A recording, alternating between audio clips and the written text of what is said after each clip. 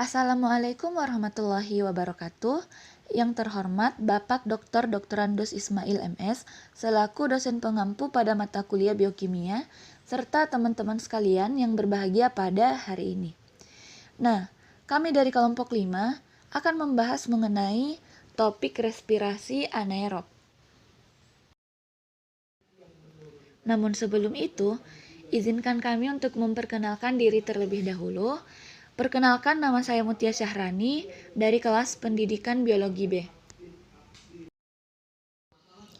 Selanjutnya, ada Saudari Merin Borneo dari kelas Pendidikan Biologi B. Dan selanjutnya, ada Saudari Siti Fauzia Syarif dari Pendidikan Biologi B. Berikutnya, pada video kali ini, kita akan membahas mengenai 4 poin. Yang pertama ada tentang definisi dari respirasi anaerob. Yang kedua, ada ciri-ciri respirasi anaerob. Yang ketiga, ada jenis respirasi anaerob. Dan yang terakhir adalah persamaan dari respirasi anaerob. Lalu, pada video kali ini, kita diharapkan mencapai 4 tujuan. Yang pertama, kita mengetahui apa sih definisi dari respirasi anaerob. Yang kedua, kita mengetahui ciri-ciri dari respirasi anaerob. Selanjutnya, kita akan mengetahui jenis dari respirasi anaerob. Dan yang terakhir adalah kita mengetahui persamaan dari respirasi anaerob. Nah, kemudian kita akan membahas mengenai materi pertama. Apa sih respirasi anaerob itu? Respirasi anaerob adalah proses katabolisme yang tidak memerlukan oksigen untuk menghasilkan energi. Respirasi anaerob berlangsung di sitoplasma sel. Artinya, selama respirasi anaerob, sel tidak menggunakan oksigen sebagai reaktan untuk memecah glukosa atau molekul organik lainnya untuk menghasilkan adenosin trifosfat yang merupakan mata uang energi utama sel. Sebaliknya, respirasi anaerob bergantung pada mekanisme alternatif untuk menghasilkan energi, seperti fermentasi atau glikolisis yang tidak melibatkan penggunaan oksigen. Proses ini sering terlihat dalam situasi di mana oksigen terbatas atau tidak tersedia, seperti pada sel otot selama latihan intensif, atau pada mikroorganisme tertentu yang subur di lingkungan tanpa oksigen.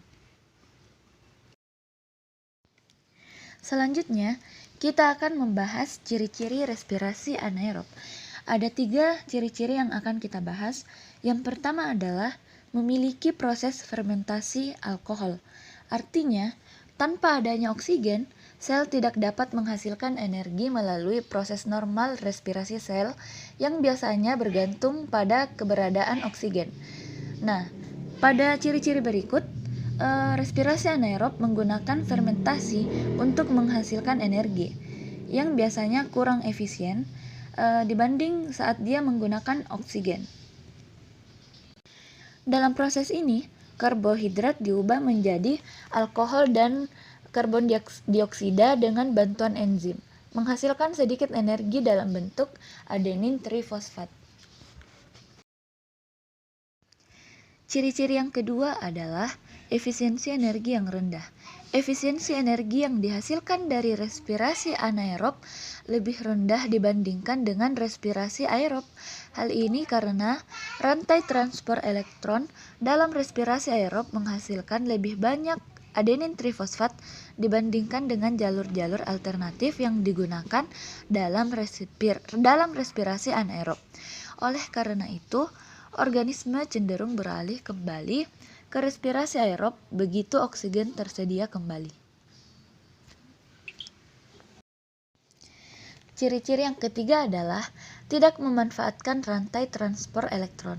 Respirasi anaerob umumnya tidak melibatkan rantai transport elektron seperti yang terjadi dalam respirasi aerob karena oksigen tidak tersedia untuk menjadi akseptor akhir elektron.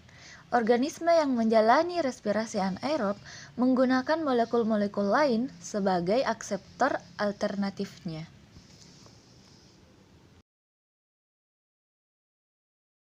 Selanjutnya adalah jenis-jenis respirasi anaerob. Respirasi anaerob terbagi menjadi dua jenis, yaitu yang pertama ada fermentasi asam laktat, kemudian yang kedua ada fermentasi alkohol. Nah, pada fermentasi asam laktat, ia merupakan proses metabolik yang terlibat dalam respirasi anaerob yang mengubah glukosa atau sukrosa atau laktosa menjadi metabolit laktat dan energi seluler. Artinya, dalam proses ini, glukosa diubah menjadi asam laktat sebagai produk sampingan yang menghasilkan energi yang dibutuhkan oleh sel tanpa menggunakan oksigen. Nah, proses ini sering terjadi dalam produk fermentasi seperti yogurt. Kemudian, yang kedua, ada fermentasi alkohol. Nah, fermentasi alkohol merupakan respirasi anaerob yang mengubah glukosa menjadi energi, etanol, dan karbon dioksida. Nah, pada fermentasi asam laktat, glukosa dipecah menjadi asam laktat. Jadi, C6H12O6 akan diurai menjadi 2CH3CHOH plus 2 ATP. Sedangkan fermentasi alkohol C6H12O6 akan diurai menjadi 2C2H5OH plus 2CO2 plus 2 ATP. Yang pertama adalah fermentasi asam laktat.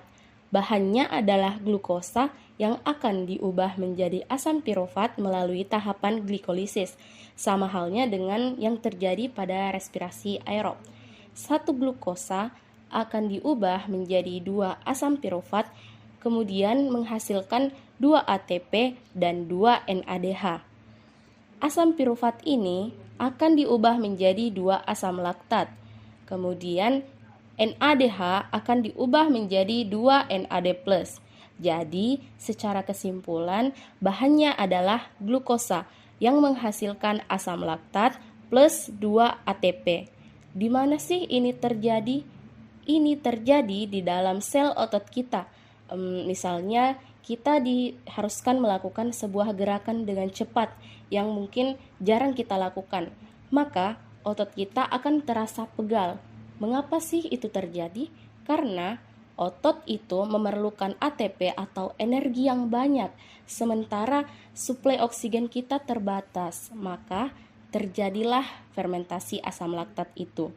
Jadi asam laktatnya tertimbun di otot, maka otot akan terasa pegal. Nah, pada kondisi yang lain, glukosa diubah menjadi asam pirufat melalui proses glikolisis.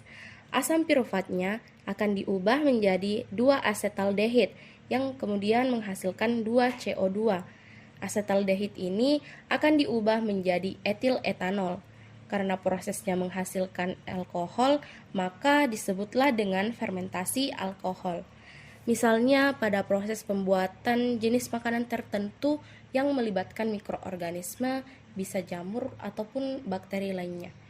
Misalnya mungkin pada pembuatan tape, pada prosesnya kan melibatkan ragi. Ragi itu merupakan jamur yang melakukan proses fermentasi. Contoh yang lain, misalnya pada proses pembuatan roti, adonan roti itu berbahan dasar terigu. Ya, di dalamnya itu kan ada gula, kemudian ada juga karbohidrat. Nantinya adonan roti itu akan diberi fermipan yang merupakan jamur. Nantinya dimasukkan ke dalam air untuk diaktifkan, lalu dicampurkan dengan adonan roti, lalu dicampurkan sedemikian rupa, kemudian didiamkan. Maka adonan roti itu kan akan mengembang. Mengapa mengembang? Karena terjadi proses fermentasi di dalamnya, dihasilkan gas CO2, dia akan cenderung untuk naik, kemudian keluar dari adonan roti, tetapi terjebak oleh adonan, sehingga adonan itu seperti tertiup mengembang. Maka di dalamnya itu terdapat rongga-rongga udara. Produk akhirnya ini merupakan etil etanol. pada proses pembakaran roti, etil etanol ini akan menguap sehingga tidak terkandung lagi alkohol di dalam roti. Selanjutnya persamaan respirasi anaerobik. Persamaan respirasi anaerobik tergantung pada jalur fermentasi mana yang digunakan oleh organisme hidup. Untuk respirasi anaerobik pada hewan, persamaannya adalah C6H12O6 berubah menjadi 2C3H6O3 plus energi. Sedangkan respirasi anaerobik pada tanaman, persamaannya adalah C6H12O6 diubah menjadi 2C2H5OH plus 2CO2 plus energi.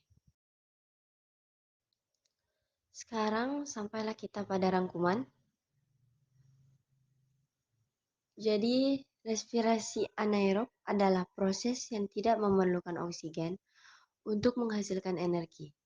Sel menggunakan fermentasi alkohol untuk menghasilkan energi, yang berbeda dengan proses respirasi aerob.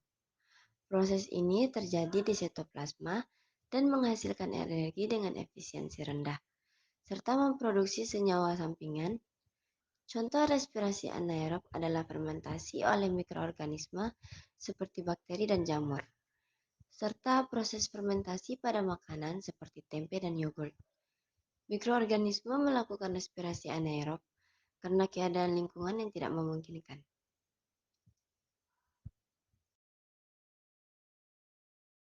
Demikianlah akhir presentasi kami mengenai materi respirasi anaerob. Semoga video ini bermanfaat untuk kita semua. Terima kasih atas perhatiannya. Wassalamualaikum warahmatullahi wabarakatuh.